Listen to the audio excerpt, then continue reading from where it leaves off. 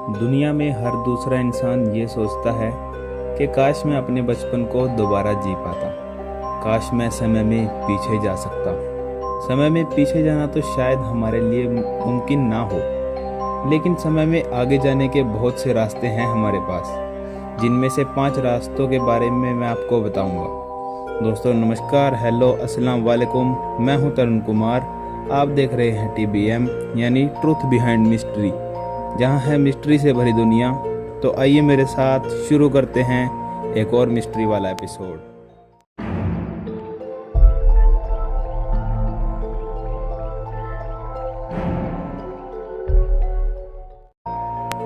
Stephen Hawking आज के ज़माने के जाने माने साइंटिस्ट हैं। सन 2009 में उन्होंने एक एक्सपेरिमेंट किया जिसमें उन्होंने एक पार्टी ऑर्गेनाइज की। उस पार्टी की तैयारी होने के टाइम पे उन्होंने एक चिट्ठी लिखी जिसमें उन्होंने टाइम ट्रैवलर्स को एक इनविटेशन दिया और उस इनविटेशन में अपने घर की पोजीशन लिखी और साथ में उस दिन की डेट और पार्टी का समय भी लिखा और कहा कि डियर टाइम ट्रैवलर्स, अगर आपके समय में टाइम मशीन बन गई हो तो इस पते पर और इस समय पर यहाँ आपके लिए पार्टी रखी गई है। आप यहाँ आइए और पार्टी का लुत्फ उठाइए। Welcome time travellers. जब वो समय आया तो उनकी पार्टी में कोई नहीं आया, जिससे स्टीफन हॉकिंग ने ये रिजल्ट निकाला कि भूतकाल यानी पास्ट में जाना तो शायद पॉसिबल नहीं है, लेकिन फ्यूचर में जाने के हमारे पास अब भी बहुत से रास्ते हैं। हॉकिंस का मानना ये है कि हम सभी टाइम ट्रैवलर्स हैं जो 1 घंटा प्रति घंटे की रफ्तार से भूतकाल से भविष्यकाल की तरफ जा रहे हैं। जिस तरह एक नदी बहती है और हर जगह उसका बहाव कहीं तेज और कहीं धीमा होता है, उसी तरह समय का बहाव भी कहीं तेज तो कहीं धीमा है, जो शायद हमारे लिए समय में यात्रा करने का द्वार खोल देता है। नंबर 1, स्पीड यानी गति। ये एक सबसे आसान, सबसे ज़्यादा प्रैक्टिकल वे है फ्यूचर में जाने का। आइंस्टाइन की थ्योरी ऑफ रिलेटिविटी के अनुसार अगर आपकी स्पीड लाइट की स्पीड के बराबर या उसके आसपास भी है तो बाकी दुनिया की अपेक्षा समय आपके लिए धीमा चलेगा। ये कोई थॉट एक्सपेरिमेंट नहीं, बल्कि पूरी तरह से साबित हुआ एक सच है। एक रिसर्च के समय पे जब 2 एटॉमिक क्लॉक्स, जिनमें से एक जेट प्लेन में थी और एक नीचे धरती पे थी, दोनों के समय को जब फिजिसिस्ट ने मेजर किया तो इसमें अंतर पाया गया। जहाज में जो घड़ी थी उसका समय धरती की घड़ी के मुकाबले धीमा चल रहा था, क्योंकि जहाज की स्पीड ज़्यादा थी।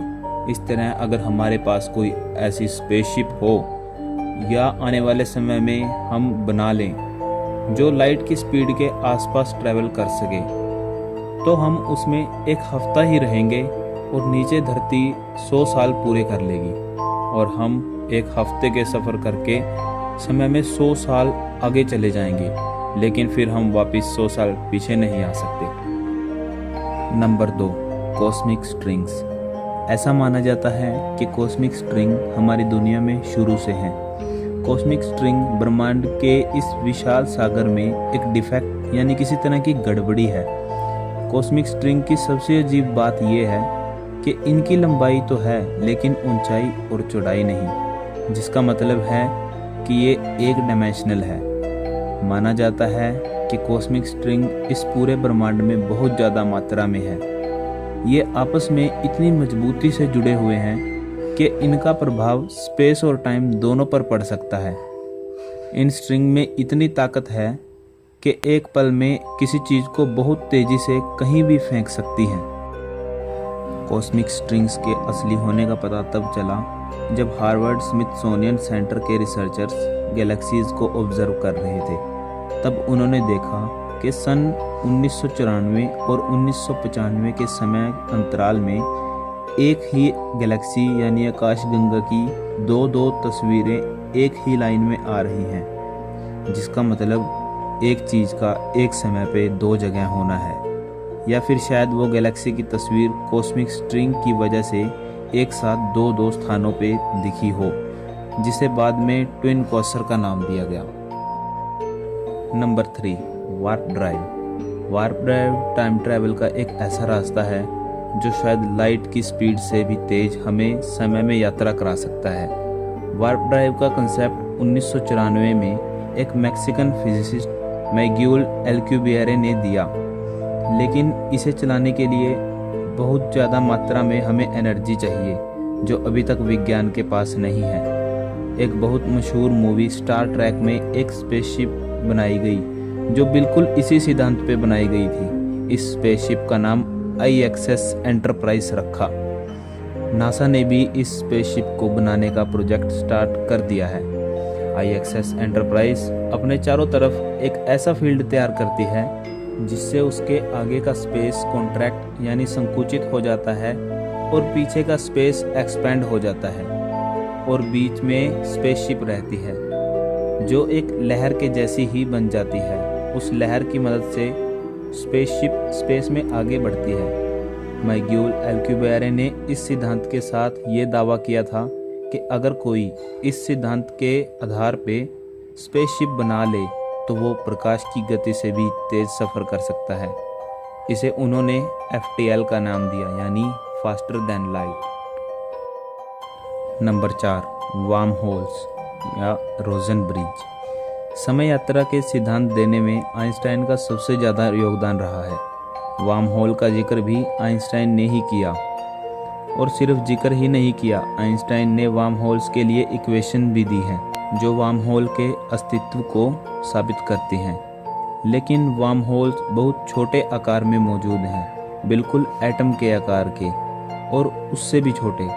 वार्म होल्स एक सुरंग की तरह हैं जिसका एक सिरा यहाँ और दूसरा सिरा दूर कहीं ब्रह्मांड में खुला होता है, जिससे 1 सेकंड से भी कम समय में एक सिरे से दूसरे सिरे तक जाया जा सकता है।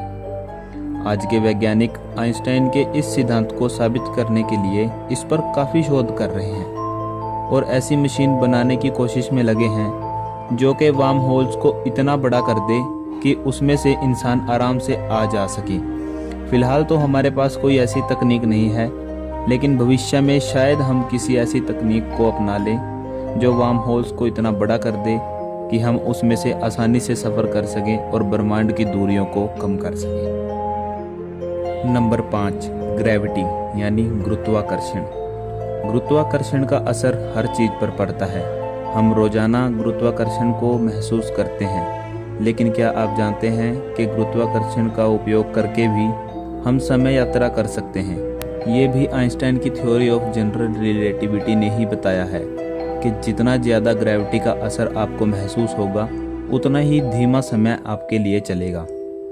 US के NIST इंस्टीट्यूट के कुछ फिजिसिस्ट ने इस थ्योरी को जानने के लिए 2 अलग अलग जगह एटॉमिक घड़ियां रखी, जिसमें एक घड़ी दूसरी से कुछ 33 सेंटीमीटर ऊंची जगह पे थी, जिस कारण से घड़ियों पे ग्रेविटी का इफेक्ट अलग अलग पड़ा और नीचे वाली घड़ी का समय ऊपर वाली घड़ी से धीमा चल रहा था, जिससे ये साबित हो गया था कि ग्रेविटी का समय के बहाव पे फर्क पड़ता है। अगर हम एक भारी चीज़ के आसपास चले जाएं जिसकी ग्रेविटी बहुत ज़्यादा हो, जैसे कि एक ब्लैक होल या कोई बड़ा ग्रह, उसके हम 1 हफ्ते तक चक्कर लगा के वापस धरती पे आएं तो ब्लैक होल का 1 हफ्ते का समय धरती के 500 साल के बराबर होगा और हम जिस समय पे निकले थे उससे लगभग 5 सदियां आगे ही आ जाएंगे।